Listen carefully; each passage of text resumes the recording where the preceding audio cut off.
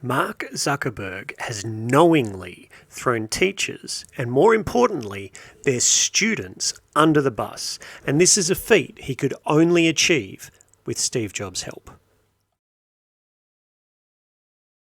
G'day guys and welcome to me lab. Now back in 2007 I was one of the very first Australians to get my hands on an iPhone. It was of course back then a 2G iPhone and Australia had already moved on to 3G, but I was more than happy to take the hit on speed to have all the added functionality that came with the iPhone.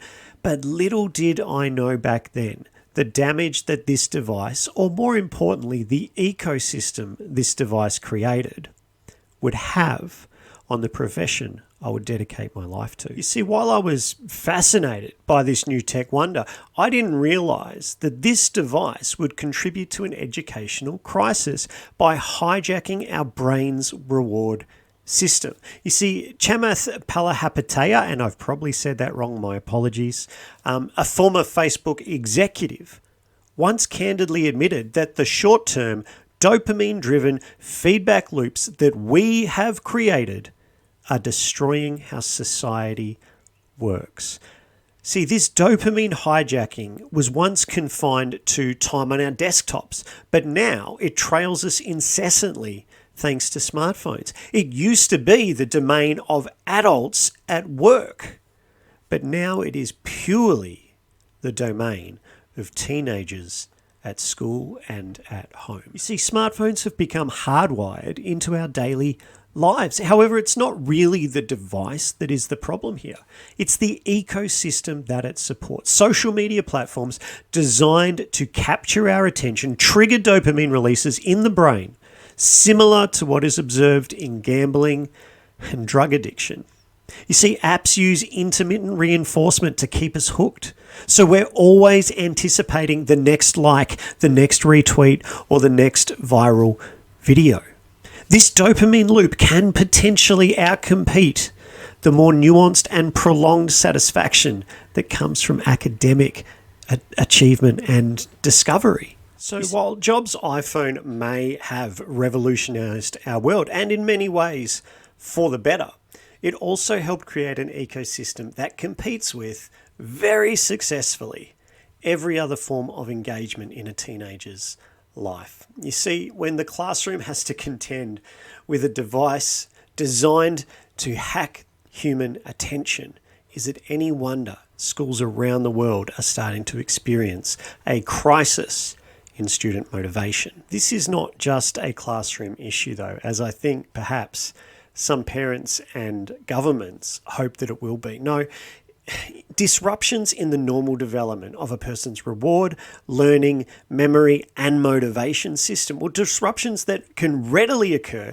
through younger and more prolonged technology use, these are leading to long-lasting consequences. Now, this is because motivation involves complex neural circuits and structures that are developed over time, starting in early childhood. These systems are shaped by interactions between the experiences we have and the genes that we inherit.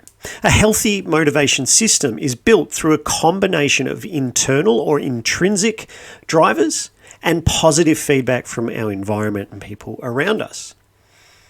This internal drive is often emerging through emotions such as curiosity or fear or excitement or wonder or interest or anxiety. See, when we grow up with early and free access to smartphones or tablets, we do not develop that healthy intrinsic motivation system and rely almost solely on external motivators to get us to take action. If there is a proverb or a saying that I think sums up the 21st century and education, particularly in Western environments, I would probably use the one, you can lead a horse to water, but you can't make it learn algebra. The problem we have is not that students are incapable, it's not that students are prevented from learning, it is that they are simply so disengaged with the learning materials, in part because the curriculum has become incredibly bloated and it is very difficult to put everything we teach them into a relevant context for them at their age, but also because The dopamine that used to be received by them during their lessons, well, not them, the dopamine that used to be received by maybe us older folks during our lessons when we actually got something right, when we conquered a problem that we'd been struggling with, when we got 10 out of 10 on that spelling test. These experiences felt good to us because those dopamine hits were rare, right? We did not have in our pockets a phone that was deliberately designed to produce dopamine in our brains. That was not our experience growing up. We had to do drugs for that sort of thing, am I right? No. So these kids are constantly able to get far, far better chemical rewards through something in their pocket that they can be passive with than they do through having to do a difficult problem. Right? Why would you get the tiny dopamine from all that hard work when instead you can just pull your phone out and get a constant stream of it through that whole reward prediction error thing that we've talked about in other videos? So this is the problem that is facing teachers. This is why I say that Mark Zuckerberg has knowingly thrown students under the bus, but it was Steve Jobs' help that made it this perfect storm. Now, schools around the world are moving to ban phones during school time, and this is a great idea.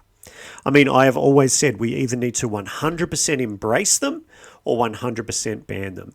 Students do not yet have the self-control, particularly given we're asking them to have self-control effectively over smoking crack. I mean, we're talking about something that is addictive and it is in their pocket.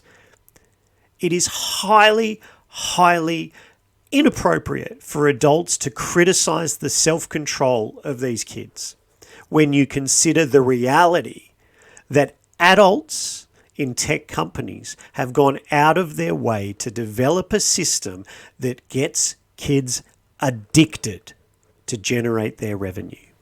Why would you blame the students? All right, this has been a massive whinge fest, and I've probably made people kind of sad or grumpy. I've probably made the tech fanboys very angry at me. I've probably made the anti-tech people incredibly happy with me. But don't get too carried away, you anti-techers. Also, why are you watching a YouTube video? Because a lot of the solution to this can also be found in better understanding technology and also better embracing it. So let's have a look at a few takeaways to leave this video on a bit of a positive note. So some takeaways, right? Let's leave this feeling positive. The first thing I would encourage everyone who is in a position to help a child learn, the first thing I would encourage you to do is to create emotionally engaging content. What is it about that stuff on the smartphone that gets them addicted? What are their reactions like when they're looking at it? Kids get together and they howl with laughter, all of that sort of stuff, right? They are thoroughly entertained and engaged with the emotions being portrayed through their devices, right? On TikTok and Instagram and things like that.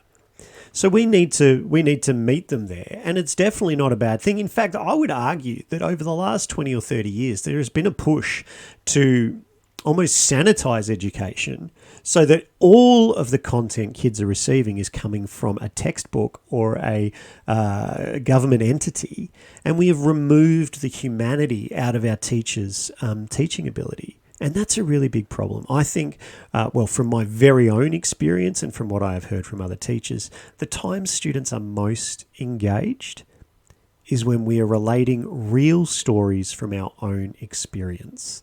So storytelling, right? Platforms like Instagram and Snapchat, they thrive on this story-based format these days. It's all about sharing your story over the course of the day. Kids are engaged by this. The whole reason we evolved language, many people would argue, is to gossip, to better build social bonds. So to tap into these evolutionary imperatives, as well as these things that technology and social media has exposed to be realities about the way we function, well, tapping into those is probably the first thing we should be doing. I think immediate and tangible rewards is another one, which is really important. So the appeal of games and social media apps is often in the rewards. So I know many people that the only reason they log on to Snapchat is to keep a streak going with a few people. Not because they want to share something that's happened. It'll just be, a photo of their shoes and the word streak. So we can tap into that, right? I mean, if it's that basic, surely there are things we can do in our classes that tap into that same psychology. What sort of streaks can your students get in your class? What sort of rewards? What sort of banners and tokens and all those sorts of things can you implement in your class that tap into some of those ideas? About your topic, make it relevant to that, right? That helps solidify these ideas. If all of these little bits and pieces on the board all contribute to the same thing. So if it's a history thing, maybe come up with like different emperors and, you've gotten up to, who's my favorite? Marcus Aurelius, because, he's a Stoic philosopher. I'm a big fan of philosophy and quotes. You have aced it this week. You've reached Marcus Aurelius level. I do not know. That's probably incredibly corny. So that's a couple of things that you can sort of think about doing in your classroom. But the real takeaway, the real crux of this message that I want to leave you with is that it's not their fault. All right? This is an experiment that teenagers are effectively guinea pigs in. And it is not their fault that their attention has been hacked the way it has. Their motivation has been hijacked the way it has. It is not their fault. All right? But if we can understand the challenges in front of us and actually make some proactive decisions to get out in front of it, maybe we can make sure that these guys still get through with a quality education to give them a bright hope for the future. Let's have a look at our quote for the week, and I'll see you in the next one. When it comes to talking about education, I use this quote an awful lot because I think it sums up just about everything. And it is this: what is learned without pleasure is forgotten without remorse. And that was said by Epictetus over 2,000 years ago. It seems not much has changed. Thanks, guys.